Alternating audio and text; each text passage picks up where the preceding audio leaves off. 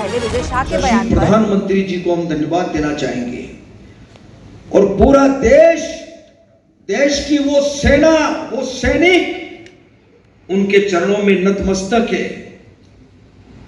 उनके चरणों में पूरा देश नतमस्तक है। उन्होंने जो जवाब दिया है उसकी जितनी सराहना की जाए, जितना कहा जाए, एक बार उनके लिए जोरदार ताली बजा करके यशस्वी प्रधानमंत्री जी को हम धन्यवाद देना चाहेंगे और पूरा देश की वो सेना, वो सैनिक उनके चरणों में नतमस्तक है। उनके चरणों में पूरा देश नतमस्तक है। उन्होंने जो जवाब दिया है उसकी जितनी सराहना की जाए, जितना कहा जाए, एक बार उनके लिए जोरदार ताली बजा करके यशस्वी प्रधानमंत्री जी को हम धन्यवाद देना चाहेंगे। तो आप जरा सुनिए कि ये जगदीश देवड़ा के शब्द हैं और वो ये कह रहे हैं कि प्रधानमंत्री ने जो काम किया है ना, उसके बाद देश की जनता, देश की सेना प्रधानमंत्री के चरणों में नतमस्तक है। और इधर आप इस चीज को इस तरीके से समझिए कि ऑपरेशन सिंदूर को जब सफलतापूर्वक अंजाम दिया गया तो देश के प्रधानमंत्री खुद सेना के जवानों से मिलते हैं और उनके अदम्य साहस को सलाम करते हैं, प्रणाम करते हैं। और इस बीच जगदीश देवड़ा, जो कि उप मुख्यमंत्री हैं मध्य प्रदेश के, वो ये कह रहे हैं कि देश की सेना, देश पीएम के चरणों में नतमस्तक है।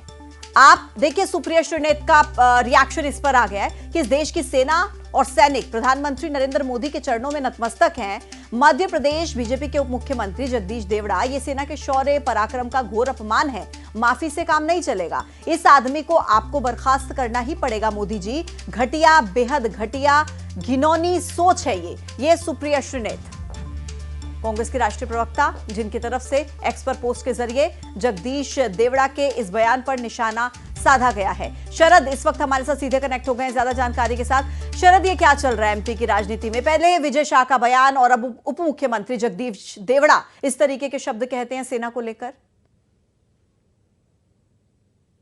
लगातार मध्य प्रदेश बीजेपी के नेताओं के इस तरह के बयान सामने आ रहे हैं, जिससे बीजेपी खुद ही घिरती चली जा रही है। जिस तरीके से विजय शाह का मामला जो है अभी ठंडा भी नहीं पड़ा था और उसके ठीक उसी समय जो है वो मध्य प्रदेश के डिप्टी सीएम जगदीश देवड़ा का जो बयान सामने आया है, जिसको लेकर कांग्रेस पूरी तरीके से हमलावर नजर आ रही है। कांग्रेस के सभी नेताओं का ये कहना है कि जिस तरीके से सेना के शौर्य का अपमान करने का काम जगदीश देवड़ा के इस बयान से हुआ है। हालांकि बीजेपी जो है वो इस पर सफाई दे रही, कह रही कि उनके बयान को गलत तरीके से पेश किया जा रहा है। उन्होंने कहा कि सेना के शौर्य और साहस के सामने देश जो है वो सेना के सामने नतमस्तक है, लेकिन कांग्रेस जबरन इस तरह के मामलों को मैं रोक रही हूं आपको। अजय सिंह